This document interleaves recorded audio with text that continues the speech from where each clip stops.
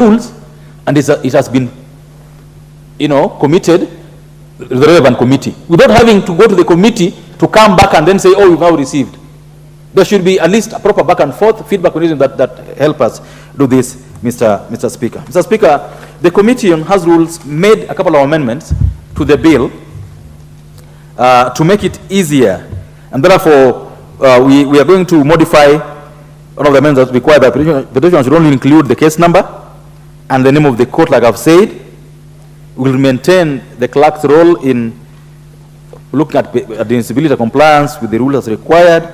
Mr. Speaker, we will also retain the existing timelines, because again, we cannot have petitioners coming in and the petition staying here for so long without being looked at.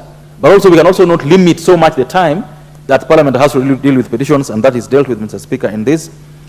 And the clerk is then duty bound to communicate the petitioner at the time when the petition is accepted, at the time the petition is processed, and the decision of the House on the petition. Mr. Speaker, we believe that with this, it will be very easier for Kenyans to engage with this House in as far as the petitions are concerned. And Mr. Speaker, let me conclude by thanking and extending a hand of gratitude to the Office of the Clerk, the Office of the Speaker, in ensuring that this bill is processed as quickly as it has been. Mr. Speaker, I beg to move and request Honorable Murugara, my senior, to second. Thank you.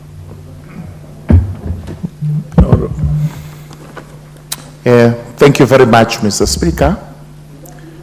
Mr. Speaker, I beg to second the second reading of the Petitions to Parliament Procedure Amendment Bill 2022, and I fully associate myself with the debate and the expressions of the mover, the Honorable Ocheng,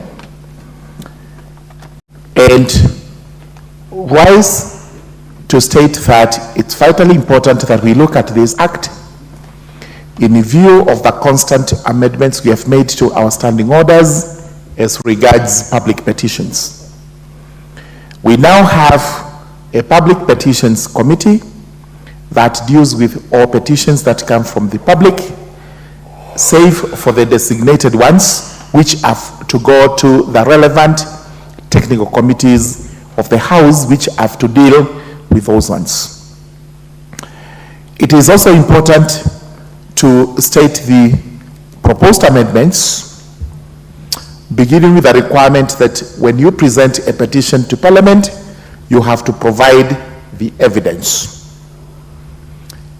First, you have to provide your own names and addresses, contact numbers, physical, email, telephone.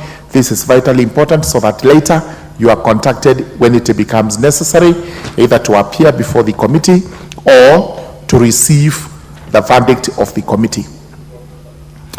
We have also a proposed amendment that even where matters are pending before the court, it is important to provide evidence or judgment so that the committee will know exactly how far the matter has gone and whether it is sub judice or not sub judice.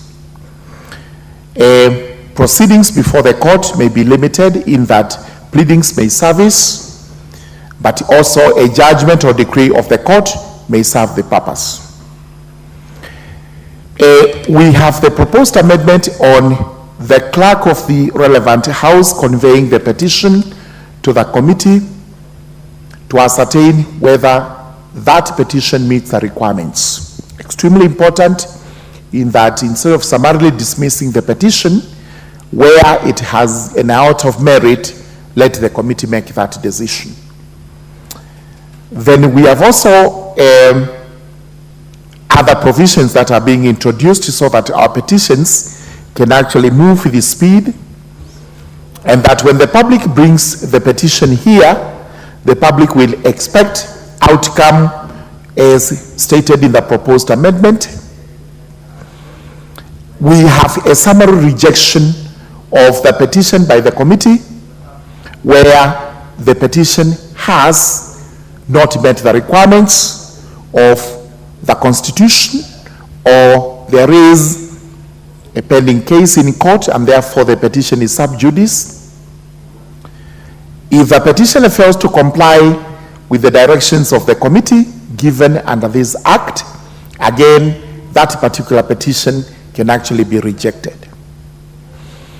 Where the petition meets the relevant